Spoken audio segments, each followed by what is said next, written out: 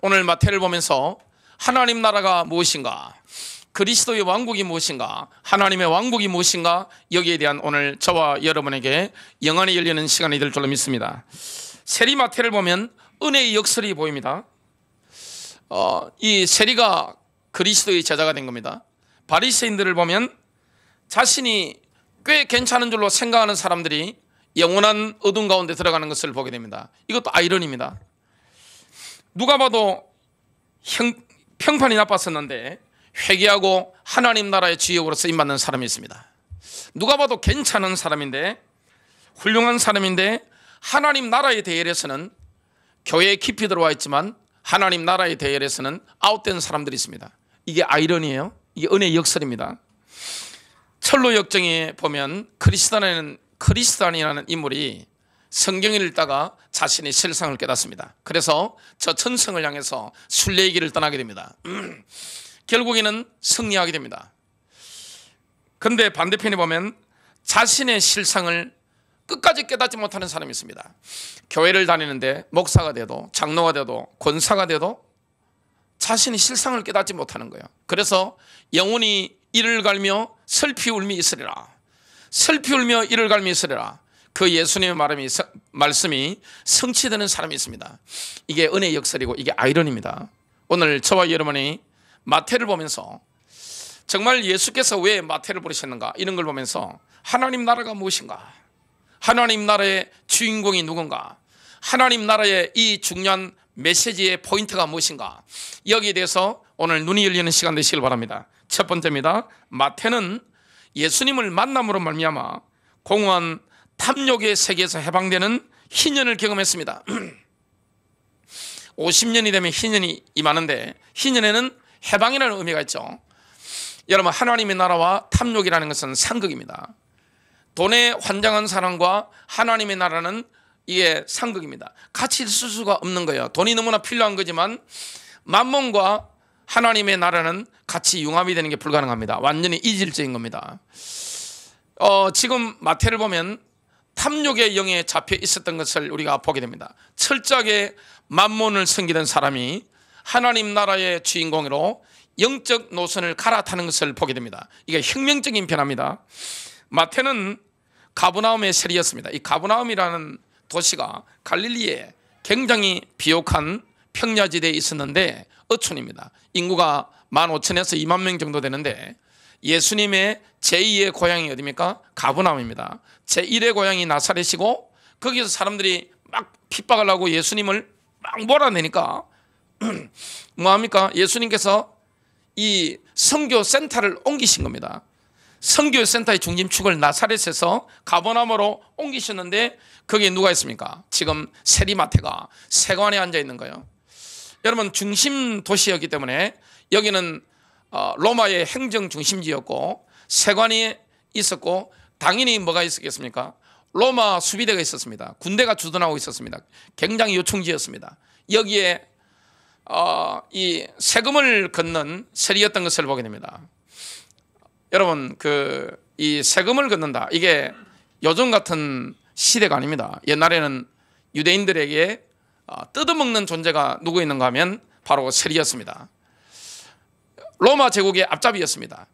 민족은 유대인인데 실제 하는 일이 뭡니까? 로마 제국의 앞잡아려서 동족의 세금을 뜯어먹고 착복하는 겁니다. 이렇게 메탈을 로마 제국에 넘기고 자기가 메탈을 먹는 거기 때문에 많이 뜯어먹을수록 자기 이익이 큰 거예요. 그래서 세리마태가 많이 자기가 먹지 않고 양심적인 것을 가지고 있었다 할지라도 전체 세리의 이미지는 뭡니까? 완전 매국노입니다. 저거는 너무너무 인간 말종이다, 이렇게 유대사에서 이렇게 취급당하는 그런 인물이었습니다. 하나님 나라와 완전히 상극인 인물이에요. 그래서 이 세리라는 존재는 완전히 멸시받는 존재였습니다. 자, 이 마태의 원래 이름이 뭐냐면 레이 마태였을 것으로 신학자들이 추정합니다. 레이 마태. 레이라는 것은 뭡니까? 레이 족속이죠. 예배드리는 제사장 족속입니다. 하나님 나라를 증거하는 제사장 족속입니다. 연합하다, 그런 뜻이죠. 마태라는 뜻은 하나님의 선물입니다. 여러분, 부모님이 자녀에게 이름을 지어줄 때는 뭐가 있습니까? 자녀를 향한 소망이 있습니다. 기대가 담겨져 있는 거죠. 아, 이 아이는 하나님의 선물이야. 하나님 나라를 위해서 크게 쓰임받을 인물이야. 이렇게 기대하고 마테라는 이름을 지었는데 지금 뭐하고 있는 겁니까? 레이 마테가 세리 마테로 전락한 겁니다. 동족으로부터 멸시를 당하는 겁니다. 페이스북에 그 이지성 작가가 어떤 글을 올리셨는데 그게 어떤 글이 있는가 하면 이런 글을 올리셨더라고요. 내 부모를 죽인 원수는 용서할 수 있지만 내 재산을 강탈한 원수는 용서할 수 없다. 이게 인간의 본능이라는 것을 올렸습니다. 내 부모를 죽인 원수는 용서가 가능한 게 인간의 본능이죠. 그러나 내 재산을 강탈한 원수는 용서하지 못하는 게 인간의 본능이라고 합니다. 말은 그렇게 안 하는데 인간의 본성적인 마음이라고 합니다. 사람들이 세리를 보면서 어떤 마음을 가졌겠습니까? 로마 제국의 앞잡이인 것만 해도 이거 엄청난 이 분노와 정오를 불러일으키는데 그게 뭐 하는 겁니까? 그 돈을 자기가 메탈을 더 뜯어먹는 겁니다. 그들을 향한 멸시와 정오라는 것은 엄청난 겁니다. 주님이 그 세리의 무리에서 지금 하나님 나라를 증거할 인물을 지금 뽑아내시는 겁니다. 마태는 돈맛을 아는 사람이죠. 부모의 기대를 저버린 사람이죠. 돈맛이 얼마나 강합니까? 돈의 맛을 아는 사람이에요. 그러나 만몬을 섬기는 공허함도 너무 크다는 것을 알고 있었습니다. 너무 공허한 거예요. 돈맛을 알고 돈맛을 보고 있지만 너무나 공허한 거예요. 그리고 이 마태는 자신이 죄인인 것을 깊이 깨닫고 있었습니다. 아, 나는 죄인이야. 이걸 알고 있었던 겁니다. 마태는 예수님이 가버나움에서 행하는 기적을 다 보고 들었습니다. 이 가버나움이라는 도시는 예수님의 선교 전쟁 기지였습니다. 센터였단 말이죠. 만왕의 왕이 오셔서 하나님 나라를 증거하는 센터가 어디입니까? 가버나움입니다. 갈릴리의 가버나움인데 여기에 뭐가 터진 겁니까? 핵폭탄이 터진 겁니다. 영적으로. 쉽게 말하면 뭡니까? 엄청난 고압선이 지금 하늘로부터 가버나움에 확 임해버린 거예요. 도시 자체가 어떻게 됩니까? 15,000명에서 2만 명 정도 되는 가버나움이 뒤집어져 버린 겁니다. 뭐가 나타난 겁니까? 하나님 나라가 증거되니까 회당에서 귀신들이 막 떠나가는 겁니다. 백부장의 종의 중풍병이 막 떠나가는 거예요. 베드로의 장모 열병이 치유되는 거예요. 귀신 들린 사람들을 주님께서 수없이 막 치유하시는 거예요. 회당장 야이로의 딸을 살리신 겁니다. 달리다굼 소녀야 내가 내게 말하노니 일어나라. 사람들이 예수님 보고 어리셨다 그랬습니다. 죽은 자를 왜 살리려고 하느냐. 근데 일어난 거예요. 하나님의 나라가 임한 겁니다.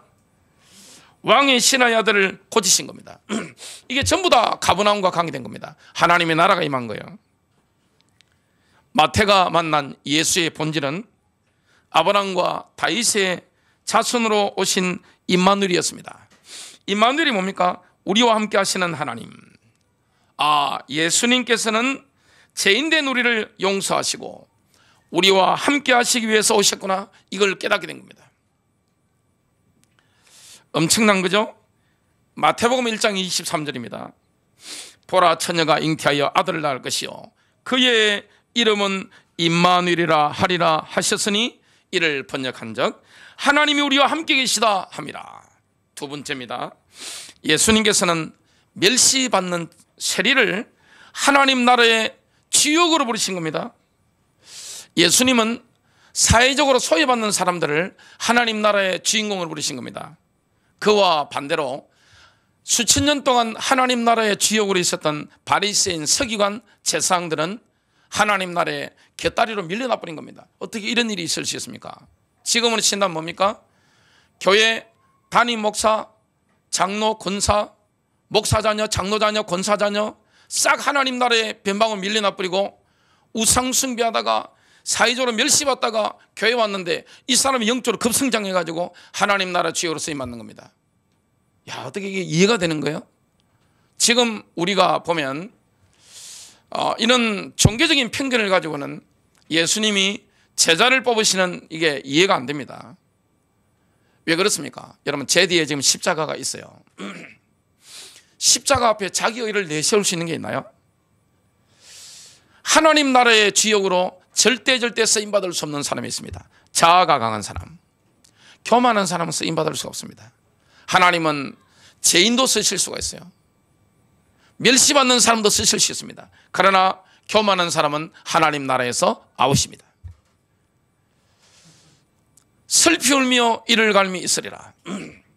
그래서 교회 다니면서 가장 위험한 사람이 누굽니까? 자기가 어렵다고 얘기하는 사람. 바리새인들이 제일 위험한 겁니다. 제가 참 부끄럽습니다만은 약 4년 전에 교회를 개척하기 전에 제가 산속에서 기도하면서, 여러분 새로운 시작을 할 때는 뭐부터 시작해야 됩니까? 자기 반성부터 시작해야 되잖아요. 자기 반성이 없으면 앞에 미래가 없습니다. 자기 반성하는데 뭐가 깨달아지느냐? 성령님께서 제게 깨닫게 하신 게 있습니다. 야, 너 신성길 바리새인으로 수십 년 잘 살았구만.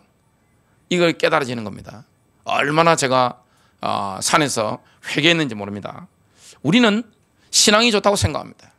하나님 나라 주역으로 생각합니다. 쓰시지 않는 거예요. 하나님이 쓰시지 않는 거예요. 그런데 하나님 나라의 주변 변두리에 있었던 인물들이 뭡니까? 하나님 나라의 센터로 중심부로 다 들어와 버리는 거예요. 그들이 하나님 나라의 주역으로 쓰임 받는 거예요. 2000년 전에 유대사에서 하나님 나라에서 빗겨난 사람들, 주변부의 사람들이 있습니다. 첫 번째가 뭔지 아세요? 세리입니다. 야, 내 돈 뜯어먹는 놈, 그 용서할 수 있겠어요? 여러분 정치인들도 세금 잘못 뜯으면 어떻게 됩니까? 반드시 정권 바뀝니다. 독재자도 마찬가지입니다.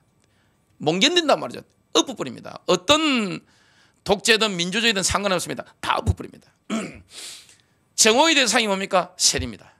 이 세리 가운데 누가 포함되어 있는 겁니까? 아무리 정직했어도 마태가 포함되어 있는 거예요. 또 누굽니까? 마태. 또 누가 있습니까?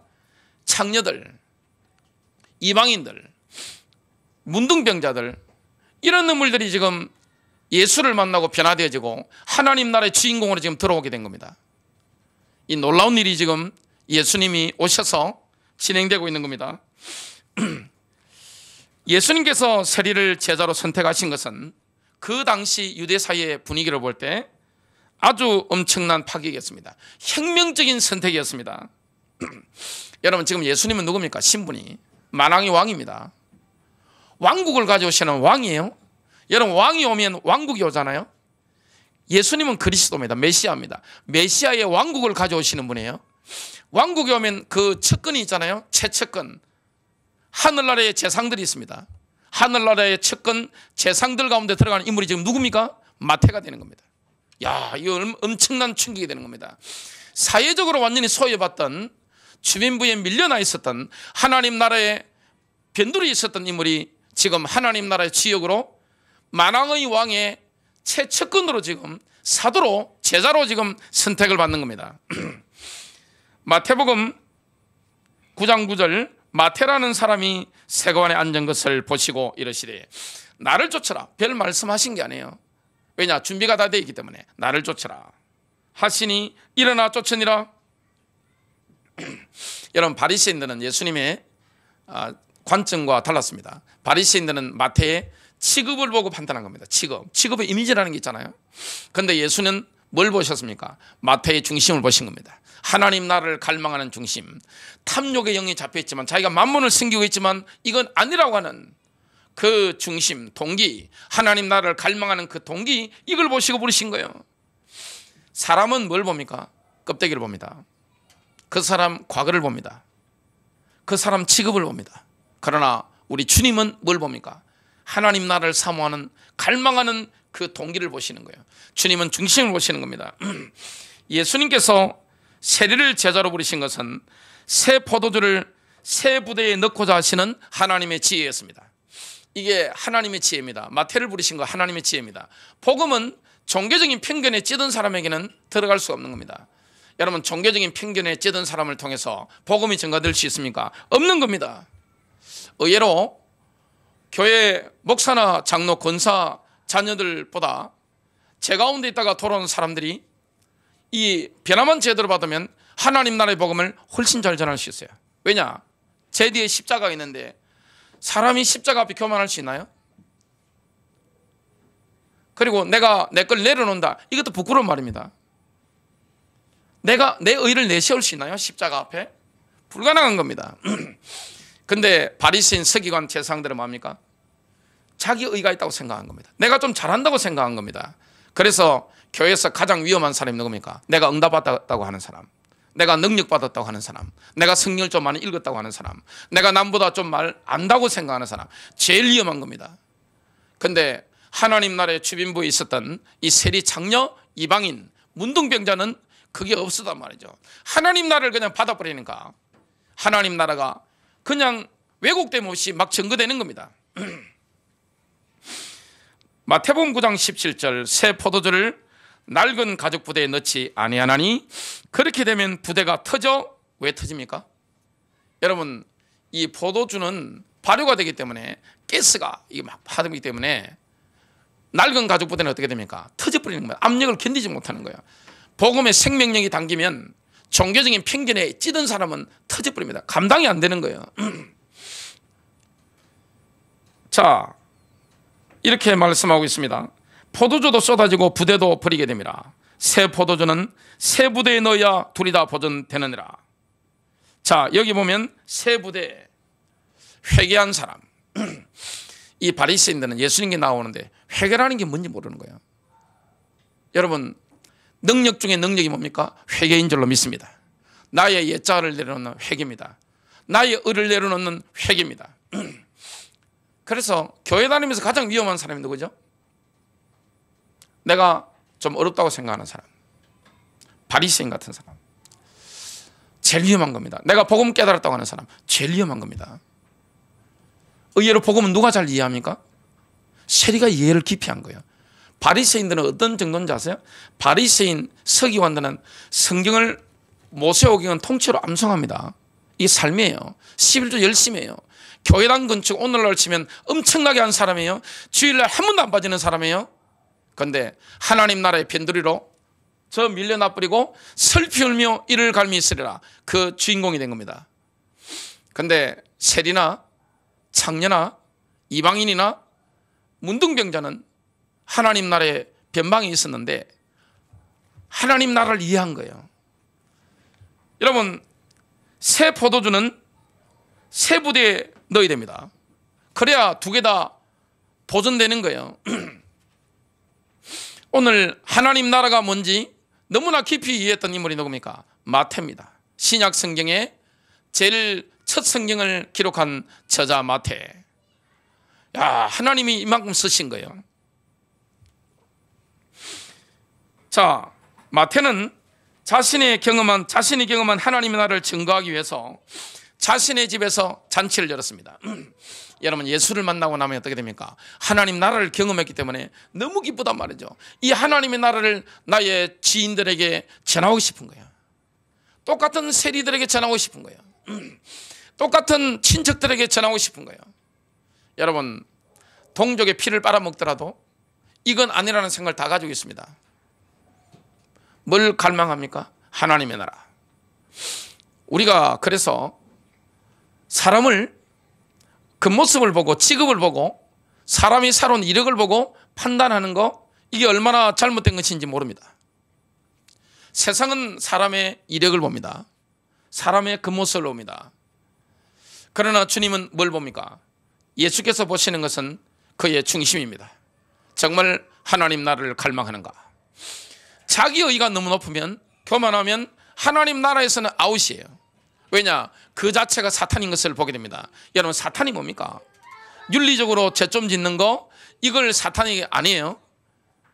여러분, 사탄적인 게 뭡니까? 내 의가 높은 게 사탄이에요. 내가 좀 잘한다고 하는 이게 사탄입니다. 내가 뭘 안다고 하는 이게 사탄적인 겁니다. 하나님 나라는 그런 사람을 통해 증거될 수가 없는 겁니다. 하나님 나라는 겸손한 사람, 자기가 죄인인 걸 아는 사람, 예수의 피를 순간순간 의지하고 십자가를 붙잡고 회개하는 사람, 이 사람을 붙잡고 하나님 나라가 막 일어나는 겁니다. 교회 안에도 보면 복음을 받으면 놀라운 일이 일어납니다. 제가 어떤 교회 목사님의 포럼을 간증을 들었는데 이런 말씀 하시더라고요. 교회가 이렇게 성장하는데 원래 괜찮다고 했던 사람들, 오래된 사람들, 이분들은 영적 성장이 없는 거예요. 아니 오래전부터 이렇게 있는데 영적으로 자라지 않는 거예요. 근데 새로 들어온 사람들, 과거에 별로 신앙도 없었던 이런 사람들이 복음 받고 어떻게 되느냐, 영적으로 급성장하는데, 이 옛날 오래된 사람들이 이 급성장한 사람들하고 뭐 하느냐, 시기하는 겁니다. 그리고 위협을 느끼는 겁니다. 기뻐야 되는데. 이게 뭡니까? 교회 안에 있는 바리새인들입니다. 교회 성장을 가로막는 게 뭡니까? 바리새인들입니다. 하나님 나라를 이해하지 못하는 게 뭡니까? 바리새인들입니다. 여러분, 사람을 판단할 때 교회를 열심히 다닌다고 그게 다가 아닙니다. 헌금을 열심히 하고 내가 교회당 건물에 내 재산을 갖다 바쳤다고 해서 이게 하나님 나라에 어려운 건 아니에요. 지금 오해하지 마시고 들으시기 바랍니다. 하나님의 나라는 누구를 통해 확장되집니까? 하나님 나라의 주인공은 누굽니까? 하나님 나라의 주인공은 소외된 사람들입니다. 주민부에 있었던 사람들이, 하나님 나라의 주민부의 변방에 있었던 사람들이 지금 지역으로 들어오는데, 그 중에 상징적인 인물이 누굽니까? 세리마태입니다. 세리가 지금 뭐가 되는 겁니까? 그리스도의 제자가 되는 겁니다. 누구를 초청하는 겁니까? 자기와 같은 세리들을 막 초청하는 거예요. 복음이 누구에게 필요한 거예요? 교회 안에 더 필요합니까? 여러분, 예수 그리스도의 복음, 하나님의 나라가 누구에게 필요한 겁니까? 하나님의 나라는 죄인들에게 필요한 겁니다. 병든 자들에게 필요한 겁니다. 마태복음 9장 10절, 예수께서 마태의 집에 앉아 음식을 잡수실 때, 지금 잔치의 주인공이 누굽니까? 예수입니다. 마태가 아니에요. 예수님이에요. 많은 세리와 죄인들이 와서 예수와 그의 제자들과 함께 앉았더니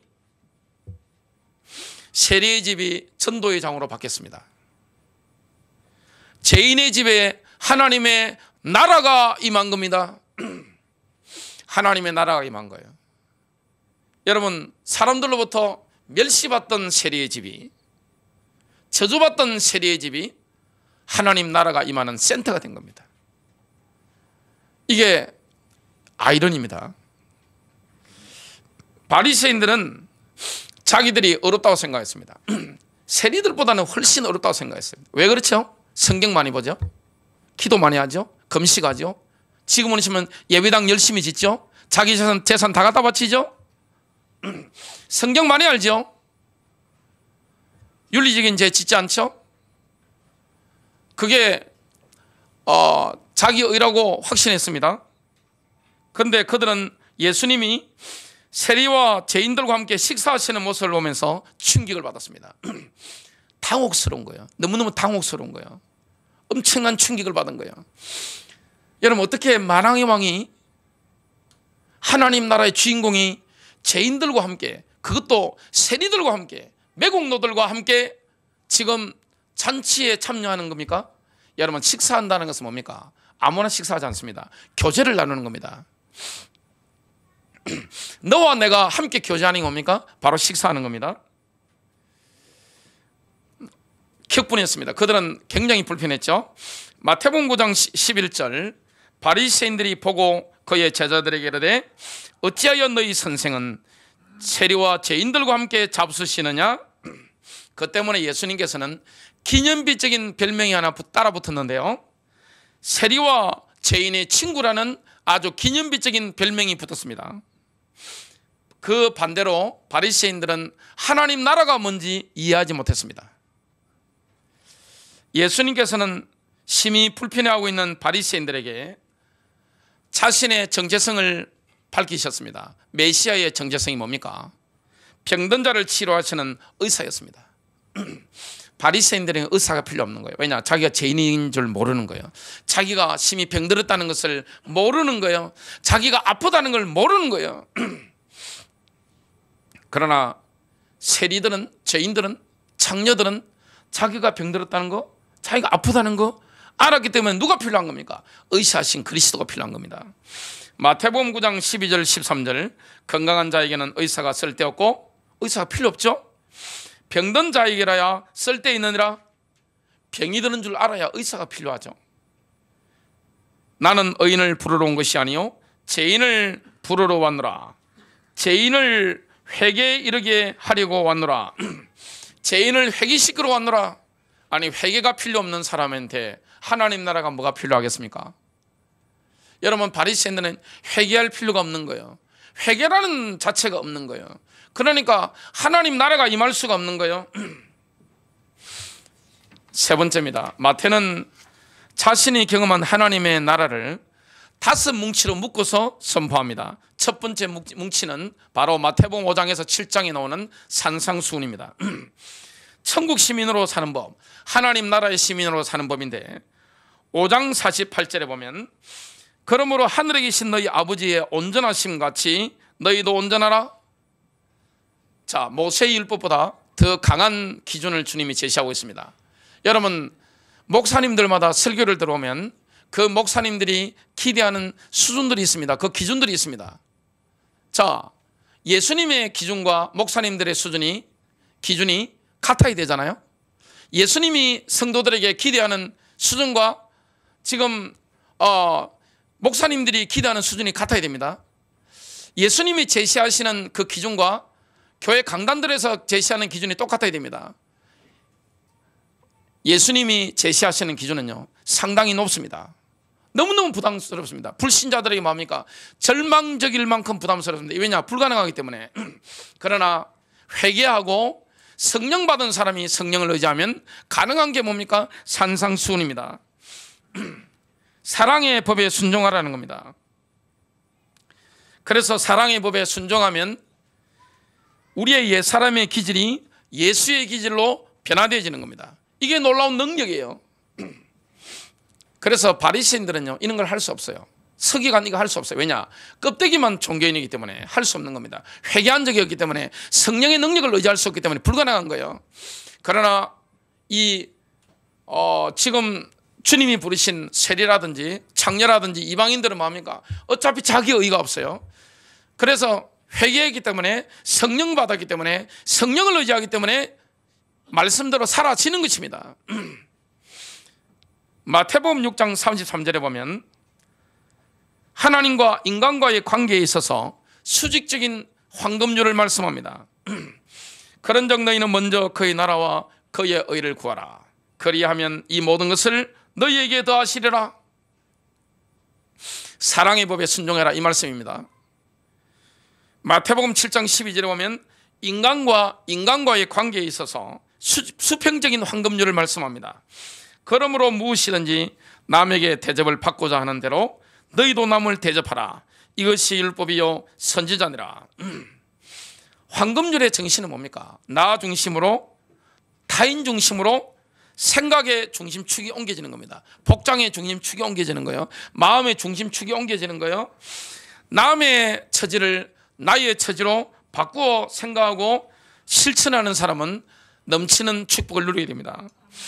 누가복음 6장 38절입니다. 주라 그리하면 너희에게 줄 것이니 곧 후이되어 누르고 흔들어 넘치도록 하여 너희에게 안겨주리라. 산상수훈을 평생 암송하고 마음에 새겼던 삶으로 실천했던 인물이 있습니다. 그 분은 기독교인이 아닙니다. 인도의 아버지라고 하죠. 마하트마 간디입니다. 뭐라고 했느냐? 이 산상수훈 보니까 너무 좋은 겁니다. 이걸 늘 암송한 겁니다. 이걸 가 실천한 겁니다. 근데 영국인들 교회는 싫다는 겁니다. 왜냐? 교회 다니는 장로들을 보니까 성도들을 보니까 이게 보니까 가짜인 겁니다. 간디가 볼 때 가짜인 겁니다. 그래서 영국은 나가라 이렇게 하게 된 겁니다. 여러분 산상수훈대로 말씀대로 살면 원수들도 여러분을 싫어하지 않습니다. 너무너무 좋아합니다.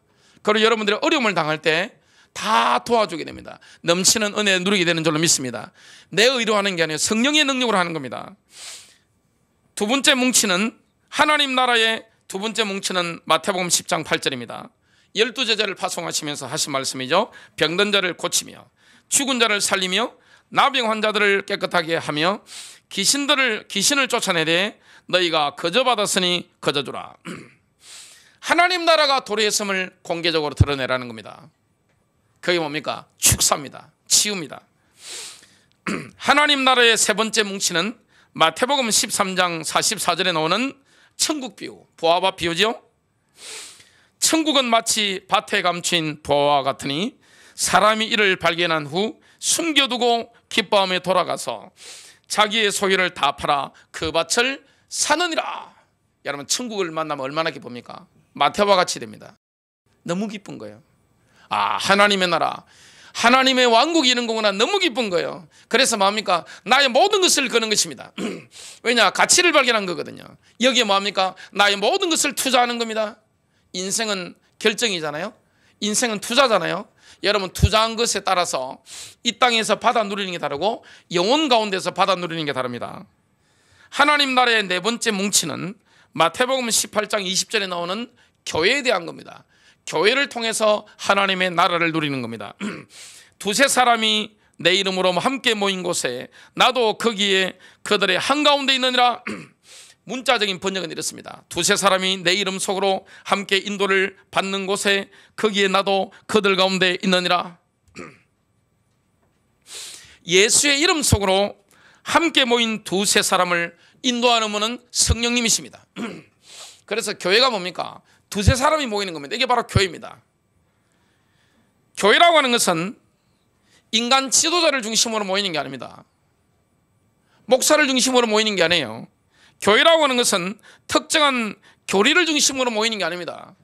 어떤 교단, 교파 이걸 중심으로 모이는 게 아닙니다. 교회라는 것은 어떤 특정한 체험을 중심으로 모이는 게 아닙니다. 교회라고 하는 것은 예수의 이름으로 모이는 겁니다. 예수의 인격을 중심으로 모이는 겁니다. 교회라는 것은 사람을 중심으로 모이는 게 아니에요. 특정한 교리를 중심으로 모이는 게 아니에요. 목사 중심으로 모이는 게 아니에요. 교회라고 하는 것은 특정한 교리, 교파, 교단 이거 중심으로 모이는 게 아닙니다. 교회라고 하는 것은 뭡니까? 예수 그리스도의 인격을 중심으로 모이는 겁니다. 두세 사람이 내 이름으로 모인 곳에 나도 그들 중에 함께한다, 이 말씀을 합니다. 여러분, 두세 사람이 예수 그리스도의 인격을 중심으로 모일 때 거기 누가 함께합니까? 그리스도께서 성령으로 함께하는 거예요. 하나님 나라의 다섯 번째 뭉치는 뭡니까? 하나님 나라의 권세가 교회에 위임되었다고 하는 마태복음 28장 18절부터 20절입니다. 예수께서 나와 말씀하여 이르시되 하늘과 땅의 모든 권세를 내게 주셨으니 그러므로 너희는 가서 모든 민족을 제자로 삼아 아버지와 아들과 성령의 이름으로 세례를 베풀고 내가 너희에게 분부한 모든 것을 가르쳐 지키게 하라. 볼지어다 내가 세상 끝날까지 너희와 항상 함께 있으리라 하시니라. 예수님의 마지막 약속이 뭡니까? 임마누엘입니다. 교회와 함께 하겠다. 교회와 함께 하시는 겁니다. 그리스도의 교회와 함께 하시는 겁니다. 내가 너희와 항상 함께 있으리라. 그래서 교회는 뭐가 위임되어 있습니까? 예수님의 권세가 위임되어 있는 거예요. 그리스도의 권세가 위임되어 있는 겁니다. 결론 맺습니다. 마태처럼 주님의 부르심에 아멘하면 멸시받던 죄인도 하나님 나라에 큰 인물로 쓰임받습니다. 오히려 나는 괜찮은 사람이야, 내가 괜찮다고 생각하는 사람은 제가 분명히 예언합니다. 끝까지 그 생각 안 고치면 반드시 슬피 울며 이를 갈미 있을 겁니다. 영원히 지옥불에 들어가게 될 겁니다. 그는 목사든 장로든 권사든 집사든 다 똑같습니다. 나는 괜찮은 사람이야, 나는 훌륭한 사람이야. 사람들은 뭐하고 삽니까? 포장하고 살잖아요. 사람은 껍데기를 봅니다. 여러분이 살아온 일이요, 그리고 사람들에게 보이는 이 외부적인 거 이걸 봅니다. 그러나 주님은 우리의 뭘 봅니까? 동기를 보는 겁니다. 하나님 나라에 들어갈 수 없는 사람이 누굽니까? 교만한 사람이에요. 자기의가 가득한 사람, 나는 괜찮다고 하는 사람. 그래서 여러분, 교회 안에 누가 작습니까? 명문가 자녀가 작잖아요. 고린도 교회를 보면 지금은 어느 교회나 다 마찬가지입니다. 그리고 돈 많은 사람이 작잖아요. 왜 그렇습니까? 여러분, 돈이 많으면 하나님 의지하겠어요? 아니면 예수님을 의지하겠어요? 여러분, 내가 이래봐도 우리 가문이 말이야 이렇게 생각하면 어떻게 됩니까? 하나님 나라는 이해할 수가 없는 거예요. 내가 윤리적으로 너무 올바르다, 윤리적으로 올바르게 사는 건 좋은 겁니다. 그러나 그게 하나님 나라의 기준은 아니에요. 오늘 마태를 보면서 하나님 나라를 이해하고 하나님 나라의 주인공으로 쓰임받는 저와 여러분 되시기를 주님의 이름으로 축복합니다.